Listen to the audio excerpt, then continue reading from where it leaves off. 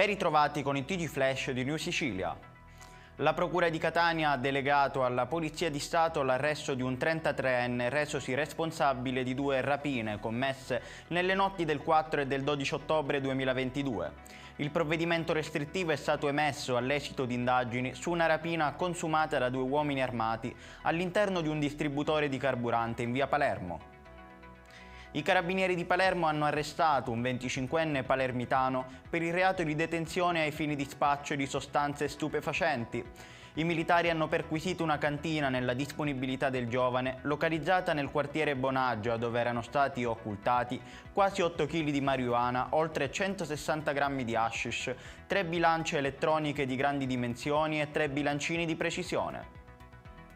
Baruch Triolo, segretario del Bet Knesset, la comunità ebraica di Catania, prova a spegnere le polemiche nate sull'inaugurazione della sinagoga al secondo piano del castello di Leucatia in locali concessi dal comune.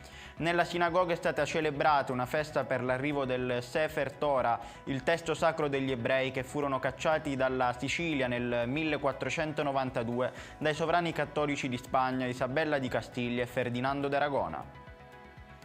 Per il ponte sullo Stretto è già fatto la prima riunione operativa con i tecnici, c'è già un'ipotesi di costo e di tempistica. A comunicarlo è Matteo Salvini, ministro delle infrastrutture e delle mobilità sostenibili, intervenendo in videocollegamento al 66esimo congresso nazionale degli ordini degli ingegneri d'Italia. Ed è tutto per questa edizione, il prossimo appuntamento sarà alle ore 14.